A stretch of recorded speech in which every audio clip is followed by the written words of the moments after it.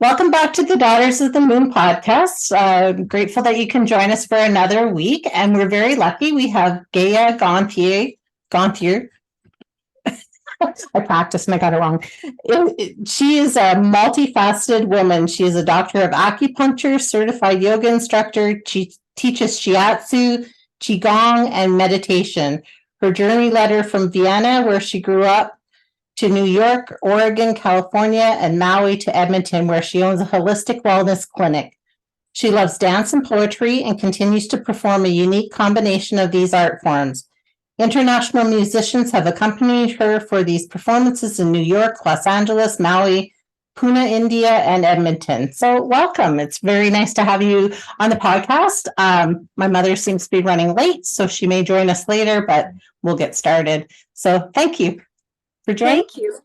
I'm so happy to be here. I'm really looking forward to this conversation, Kim. Yes, me as well. And so can you tell us a little bit about you and your journey of how you got here?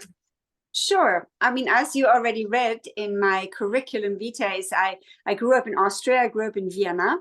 And right after university, I went to New York. And in New York, I wanted to study dance. And I did a bit of that. And that was actually incredibly informative because my whole perspective on life was really blown wide open from a beautiful but very traditional place, being Vienna, very artistic, but also, small, much smaller than New York, let's say. And so that was a beautiful opening for me. And that actually also started me on my spiritual path. It deepened my spiritual path because, one of the things that happened to me when I was first 7 and then again when I was 17 is I had a cardiac arrest. So I had a near-death experience and I came back both times. And that was actually a very profound experience for me. So being in New York, connecting with the world of dance, the world of art, but also with the world of healing, because that's where I started to study shiatsu, was very profound for me. Then I also lived in Oregon for a while on a commune. I lived in LA.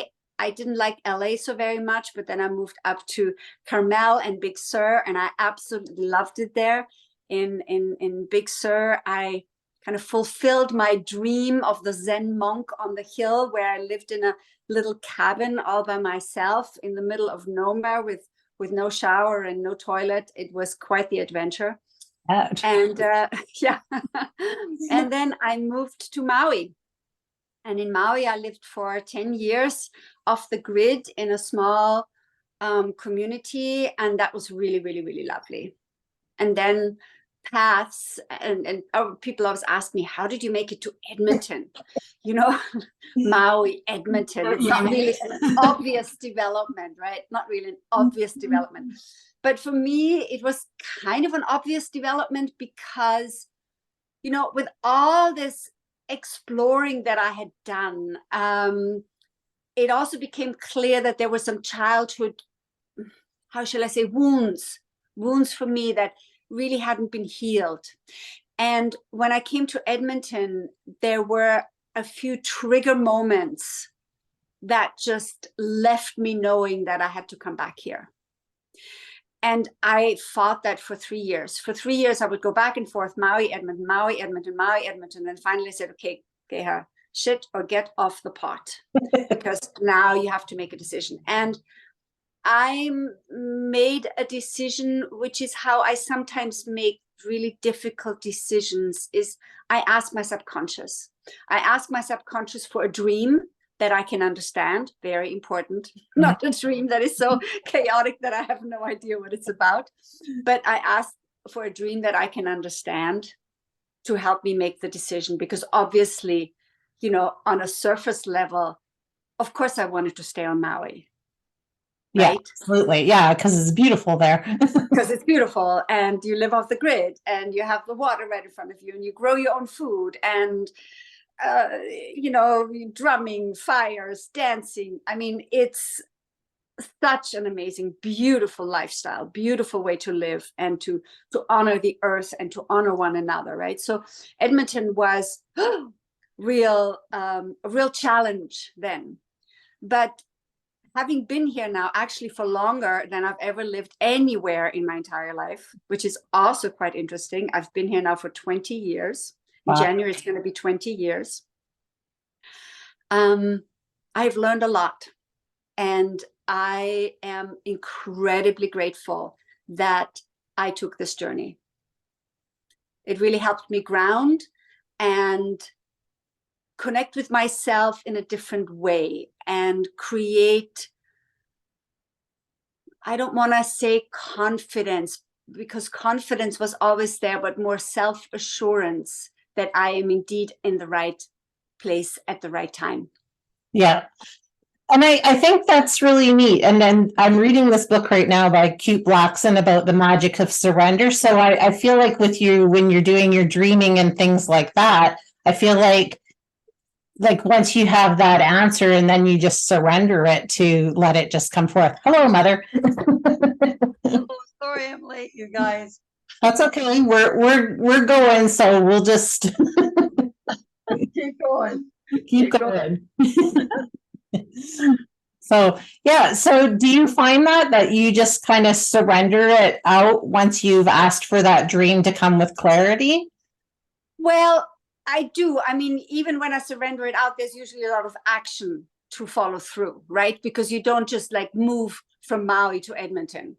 There's a whole bureaucracy that is part of that place, right? You don't step into the world again from being off grid.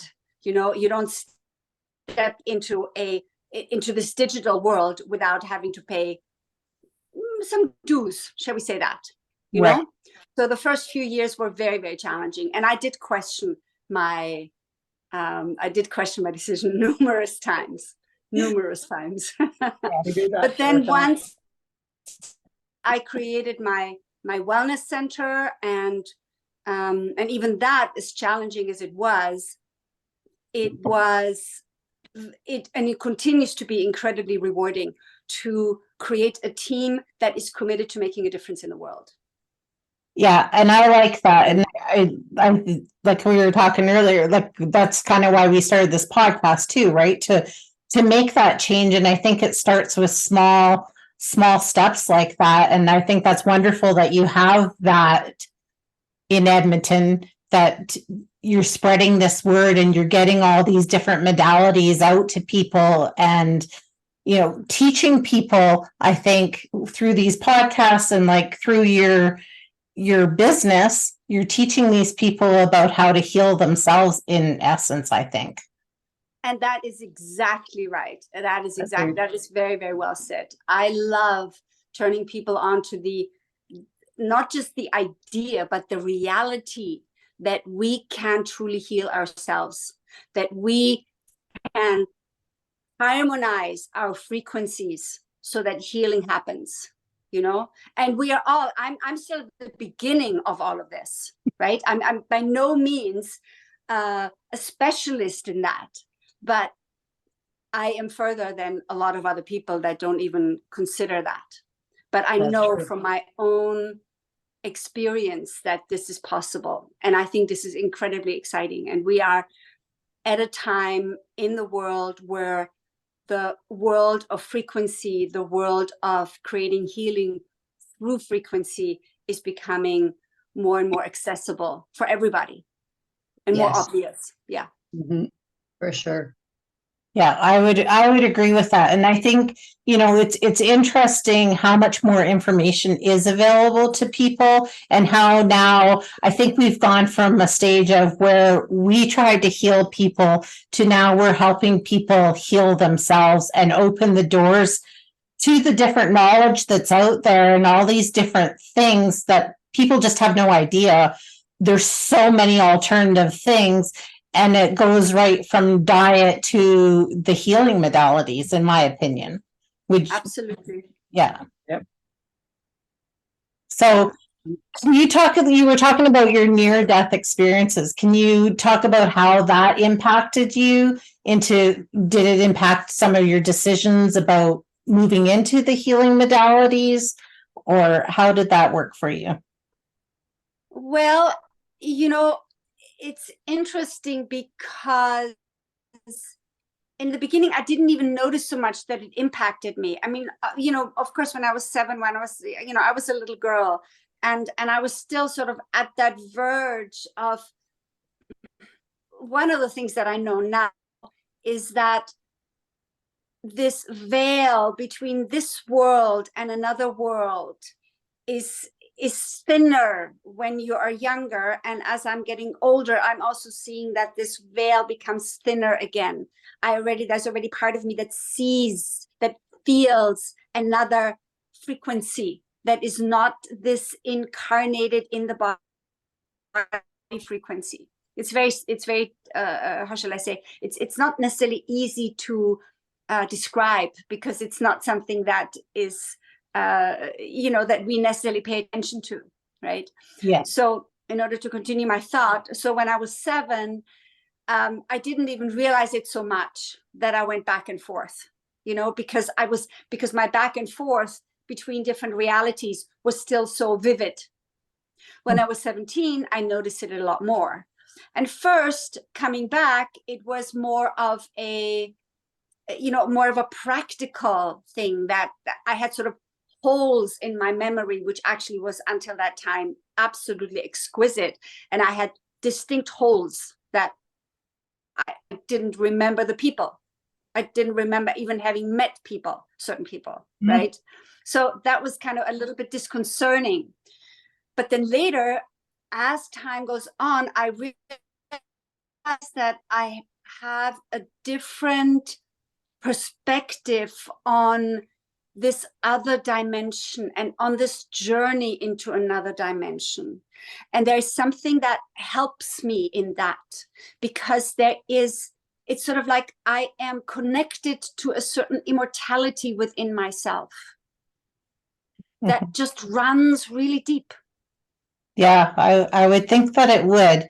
And I think it's always interesting when you hear stories about people that have had a near-death experience, and how it is kind of, I don't know if purpose is the right word for it, but it's kind of brought some purpose or some clarity to their life on sort of what their mission is while we're on this earth plane anyways. And I think, the more I hear about it, and that we're just like, this is our vessel and this is how we recognize each other by living in these bodies, but we're just an energy frequency really at the very base of it. That's Right. so true, Kim. That's so true. Another frequency for sure. And I hear what you're saying about getting more mature in life and the frequency changing within ourselves. It's so true. Yes. Nice to hear from you, though. Yes. Yes. And that is, I also feel that this is a real gift, because it gives another dimension to this very narrow role that we have assigned ourselves as human beings. We give ourselves such a small space, and that space that many of us live in tends to be so left brain focused and so left brain celebrated. And I feel that we are also right now, as humanity, coming to the place where we are beginning to activate the right brain again a little bit more, where we're actually beginning to celebrate that artistic, even chaotic aspect of the right brain, That's right. Yes, absolutely. And that chaos is so incredibly important, because out of chaos, order is born. It's not the other way around. Yeah, that's very, very true. When I was on your site, I saw this thing, and it says, we've been dying since we got here and forget to enjoy the view from, you quoted that from the sun and her flowers. Do you feel like, because of that, do you feel like a vast majority of people are going through life with their blinders on and not looking at the view from just all the wonderful aspects that we can have? I don't know if that can be generalized like that, honestly, because, and it might just also be that I tend to attract the people that already have opened their blinders a bit. But I think in general, a lot of the times we tend to want to educate those blinders onto people, actually. Okay. You know, Yeah. because how much have you ever heard when we tell children, oh no, that's silly, that doesn't exist, that is right, rather than being curious, because they might actually remember something that we have already forgotten because we're so absorbed in our day-to-day mundane reality that we think is the reality. True. Whereas That's so that true. is simply a physical exploration and a physical manifestation of something, but it is not necessarily the reality. Yeah, I agree with that too. Yeah, I think that's right. And it's interesting because when I raised my boys and when mom raised my brother and I, that wasn't something that we said to them was, oh, there's no such thing. Or it was like, oh, well, why is that? Well, why do you think that? But, let's explore this more, because I agree with you. I think so often we just squash down the young ones that are coming up, and people just in curiosity in general. We just, here's what we're supposed to be doing and just follow in line. And I think probably with your experiences living off the grid and doing some of that and being in all these different places, that's helped you open up even more so. Absolutely. Oh, yeah, for sure. Absolutely. It has given me so much perspective. There is not, so far, there hasn't been a culture that I can really take seriously, so to speak, because I see that what everybody takes for granted here, somebody else goes, oh, that's ludicrous. Whereas a belief system that makes sense over there, here would be, really? No, that's too far out, right? Yeah. So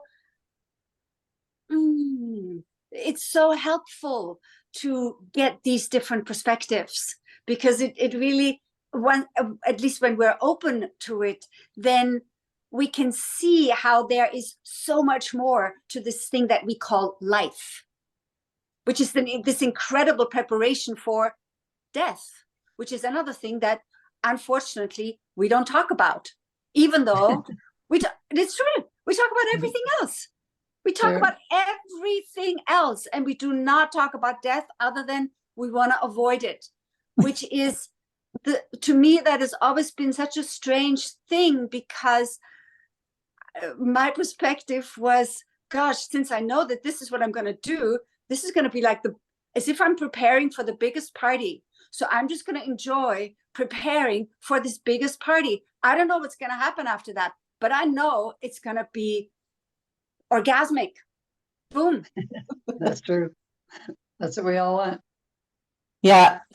Well, and I think the most important part is, like, we are born and we die. And I say that myself is we were born to die, basically, right? And so it's all about that dash in the middle that makes the importance of what we need to do, and to explore all these different things, and to not hold ourselves back, because there's rules and things that, I think there's some rules that we need to follow, but for the most part, I think we just really need to live authentically from our souls. Yes. And I do think there are rules. And of course, they're human rules, but they're also cosmic rules. Nature has its own rules. Mm-hmm. And I feel the more harmonious we are within ourselves and with one another, we get to surrender.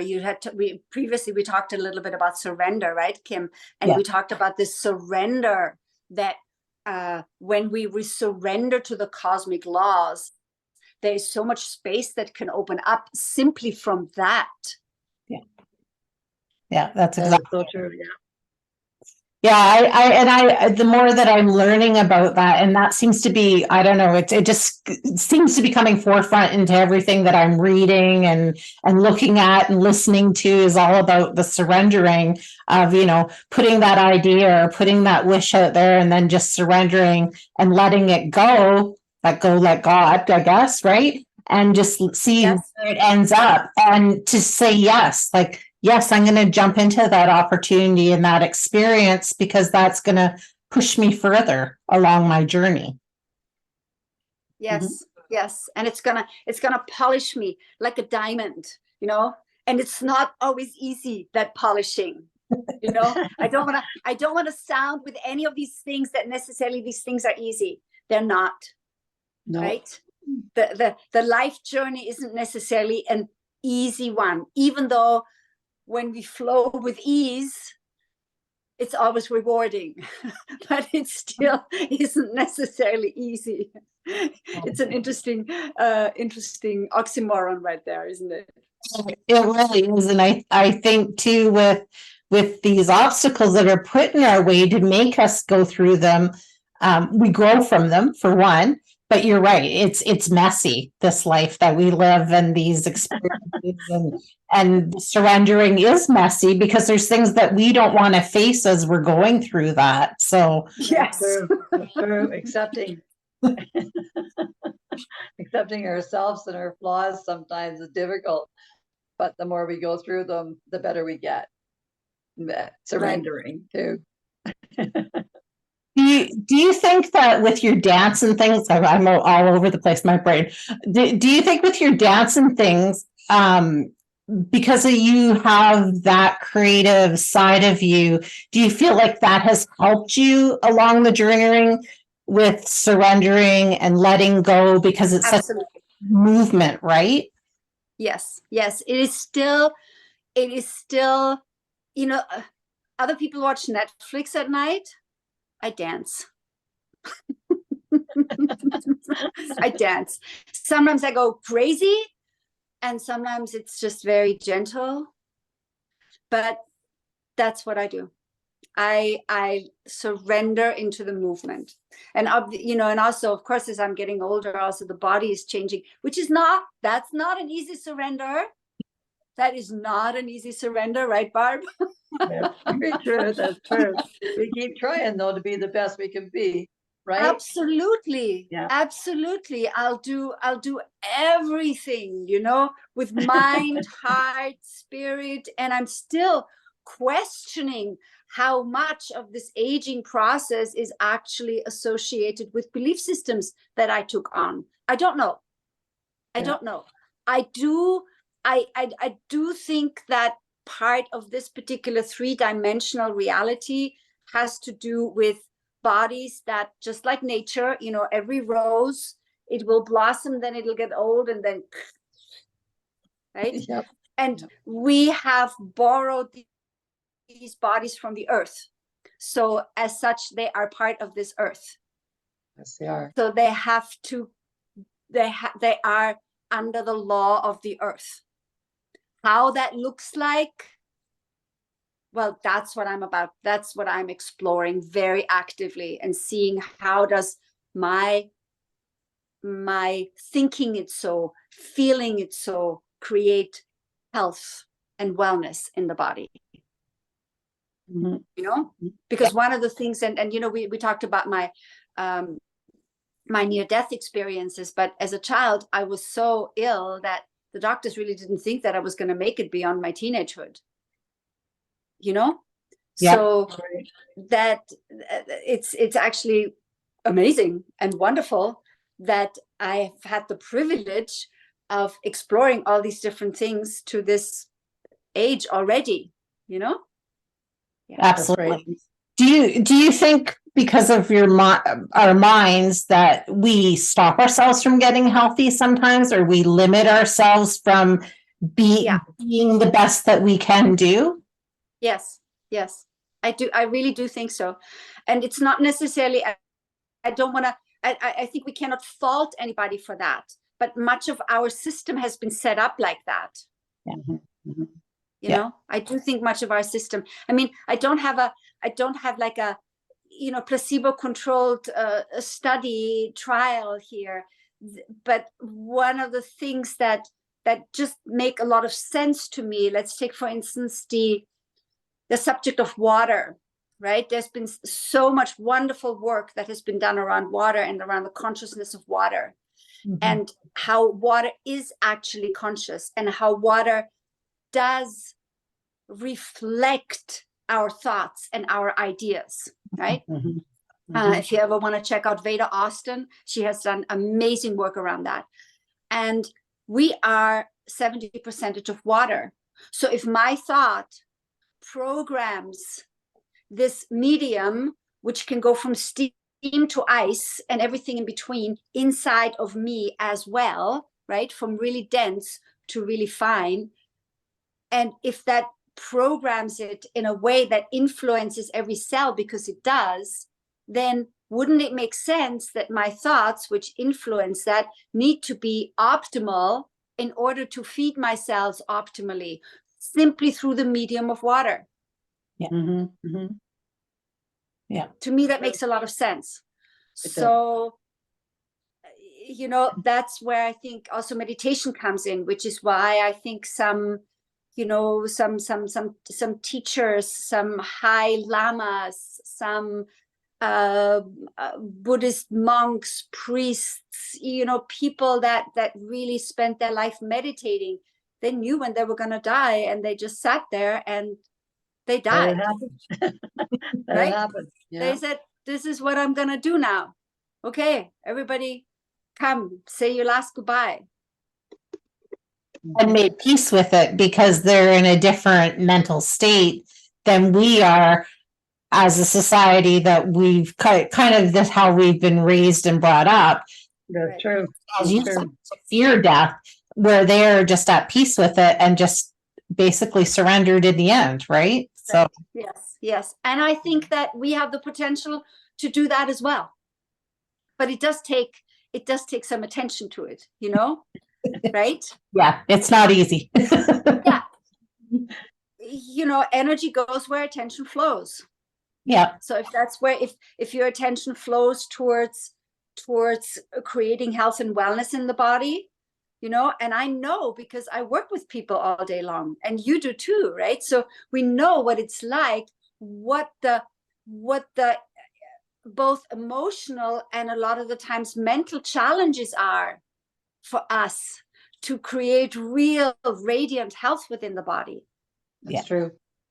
Yeah, and I think a lot of times you find people talking about sickness, right? About sickness, and you know, when the flu is going around, things like that. Like right now, we have a lot of people at work that are not on their best, but it's the topic of conversation everywhere, and it's like, okay, let's talk about something else, because we're just bringing that into the forefront for everybody to pay attention to, and I personally don't want to. That's so true, Kim. I only have time for health myself, so Yes. And if we do talk about challenges, then can we focus on what are the things that we can individually, how can we individually show up for ourselves and for one another to move beyond that? Yes. You know? Yeah. So yeah, there's many different possibilities, and I feel actually that humanity is very much at again, it's sort of like another cycle where we are again at a point, at a literally like a karmic choice point, where we can explore, where do we want to go, where do we want to take this as humanity? Do we want to take this life and life itself, because we are basically here to serve life. It's not that life is for us, we are here to serve life. So how do I serve it the best? And can we as a collective do that and maintain radiance and create radiance and health and wellness and beauty? And it certainly doesn't look like it, because when you look around, it certainly doesn't look like it. And at the same time, I have a feeling that we actually can. yeah, I think so too. Yeah, me too. Me too. It's a beautiful world if we let it. You know, it really is. Yes. We Yeah, let it. that is like part of my practice. Is I have a gratitude practice that I do, and I try to make space for meditation and positive affirmations and all those, you know, all the right, I don't know if they're right things, but you know, trying to live the best that I can. And I find that the more that I'm grateful for things, the more that I'm noticing things to be grateful for showing up in my life all the time. And then, I remember then, like I do a gratitude journal, but then I also give thanks when it's happening. Like the other day I went shopping and I had some points and they're like, oh, do you want $20 off your groceries? I'm like, yes, I'm very grateful for that. Thank you. Just being grateful in that moment too, or recognizing the beauty, like you said, in the different things. And I think we need to move more as a society too, because I think we've become so stuck at our desks and stuck in these positions. We're not moving and letting our bodies move freely. That's right. That's right. We're stuck. We're stuck too much. It's very good, Kim. We need to be out there and doing our own thing, but we're generating good energy as much as we can for those around us and ourselves, and just bringing it forward so everybody can feel that energy that we're trying to push out there and, rotate in this world so that everybody can have a happy, free, blissful life. Be nice. Let's do it. Let's do it. Absolutely. Practice it every day. Sorry, Mom. If you had one you could share with the followers, what message would you share with our followers? Ooh, that's a great question. I didn't even consider that.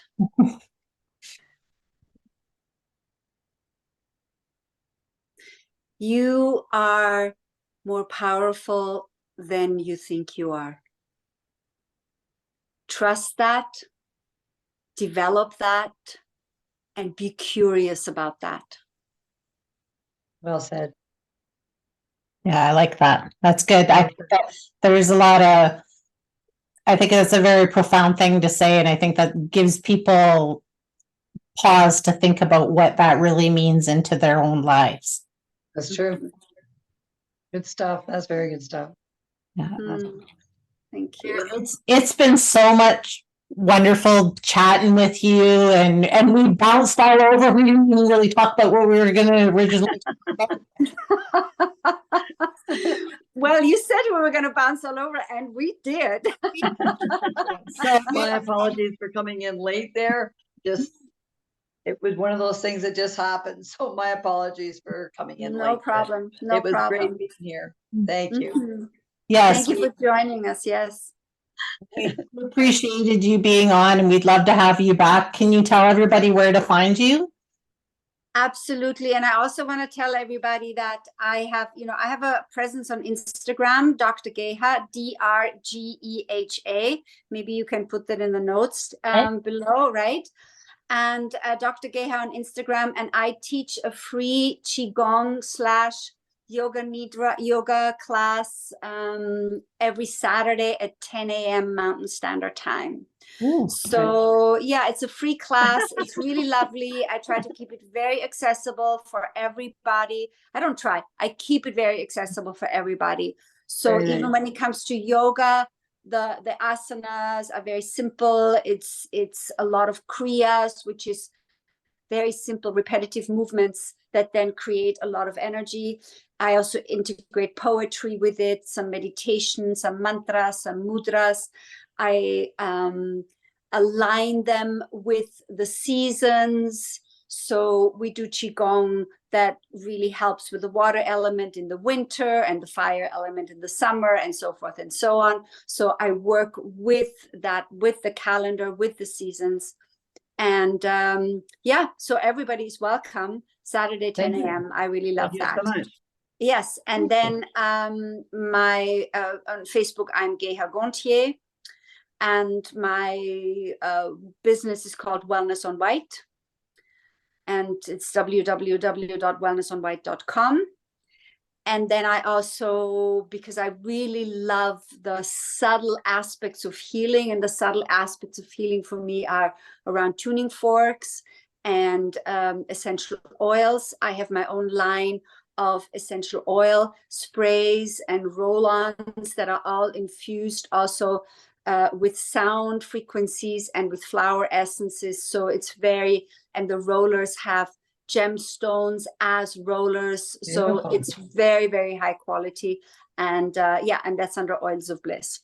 Okay, Beautiful, thank you. wonderful. You got your pulse on everything there. Like you said, all over the place. Busy girl, busy girl. That's wonderful. Like that's how I find I am. It's like, oh, I like this and I'm into this and I love my oils. And when I'm doing stuff, I often just like, oh, what oils? I just recently did some Reiki on my son's girlfriend, and I gave her, I'm like, here, I feel like you need these bath salts, and I put some oils in it. So off you go with that. And she's like, well, how'd you know what I needed? I said, I don't know. I just let intuition guide me what to put in there for you. Very nice, Right. very good. Yeah. So, but it's been such a pleasure, and It certainly has. much for joining us, and we'll You're hopefully very welcome. have Thank you for inviting me. time. Thank you. Hey, Such a pleasure. Take good care. yeah, Bye. Bye-bye.